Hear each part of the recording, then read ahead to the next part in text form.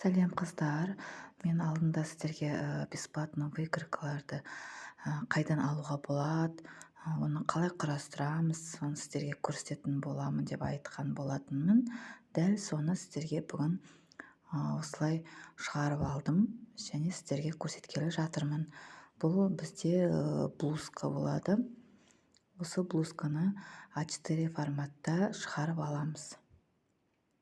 Өзінің схемасы болады, қалай құрастыратын, және каждый бетте страницасы болады. 1, 2, 3 деп бәрі көрсетіледі. Бұл выкройкаларда телеграм-каналда бесплатные выкройки деп іздесеңіздер, сіздерге бәрі анық шығады. Және сол жерден сізге кофта керек па, немесе блузка керек па, детский киімдерге дейін табуыңызға болады. Және де юбка, көйлек бәрін сол телеграм-каналда бесплатные выкройки деп іздесеңіз шығады. Мына выкройканың схемасы көрсетілген, қалай құрастыру керек екенін. Бізге ол үшін қайшы керек болады, клей және қағаз. Осы шығарып алған выкройкамыз бірінші беті, екінші беті мына сіздерге қалай құрастыру керегін нумерация бойынша көрсетілген және размерлер жазылған. Енді бірден бастаймыз. Бірден бастап құрастырамыз. Ол үшін бізге 1 мен 2-ні бір-біріне сызықтармен сәйкестендіріп құрастырып бір-біріне жабыстырамыз. Ол үшін мына мен видеода көрсеткендей 2-ның линиясы бар. Сол линия бойынша қиып аламыз артық қағазымызды. Соны бірінші беттегі сызықтар бойынша дүзеу етіп құрастырып клейлеп аламыз, клейіміз, жабыстырып аламыз. Мұқият жасаңыздар.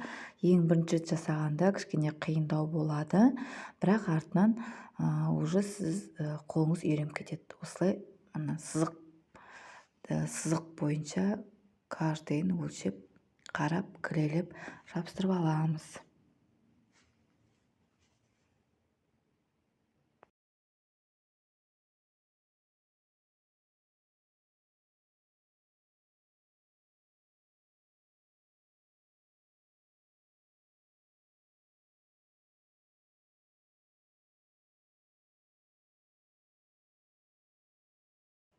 Міне 1 мен 2-ні бір-біріне жабыстырдым. Енді 2 мен 3-ті.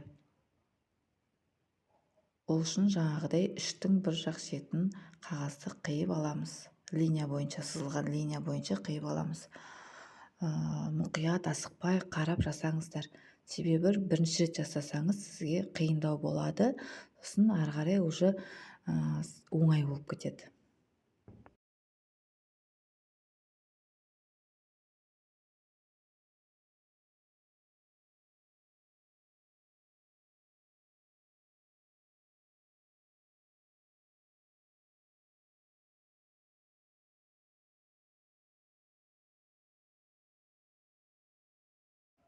Каждый линияларға мән береміз, қыздар. Осылай клейімізді жағып аламыз да, бір шетіне жабыстыра қоямыз линия бойынша. Ешқандай артық ештеме қозғамаңыз, себебі сіздің выкройкаңыз атау шықпай қалады.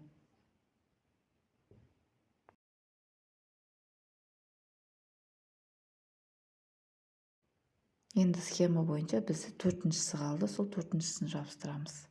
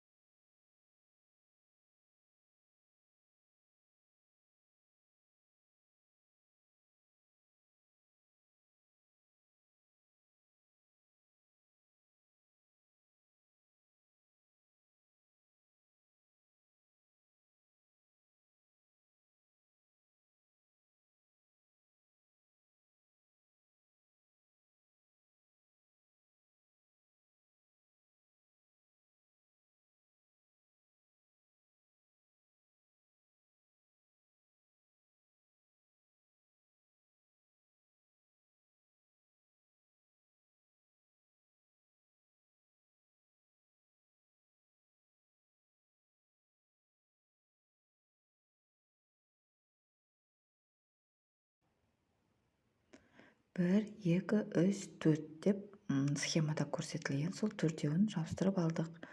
Енді ары қарай 5-ші қағазымыз бар, номер 5-ші, соны 1-дің астына жабыстырамыз. Мен оны ойдан шығарып жатырған жоқпын, мен оны схемада жаңа көрсеткендей сол бойынша жабыстырамын. 5, 6, 7, 8 нумерация бойынша кезекпен кезек жабыстырып шығамыз. Жандарын қиып аламыз алтының, себебі жабыстыруға ыңғайлы болады.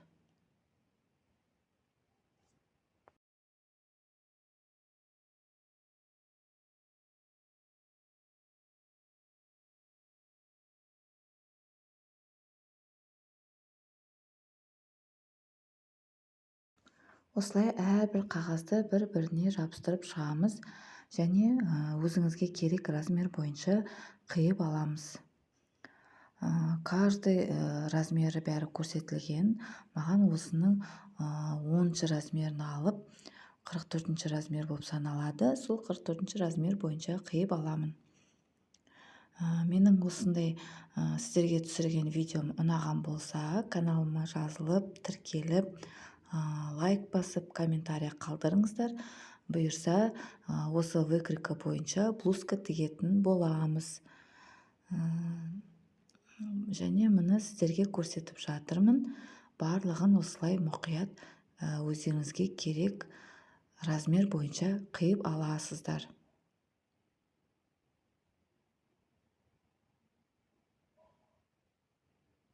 Осындай выкройка дайын болады. Осы выкройка бойынша біздер блузка тігеміз.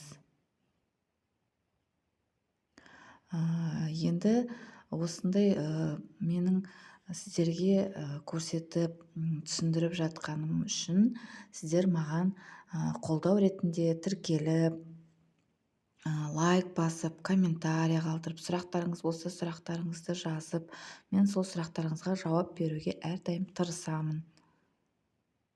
Назарларыңызға рахмет. Сау болыңыздар.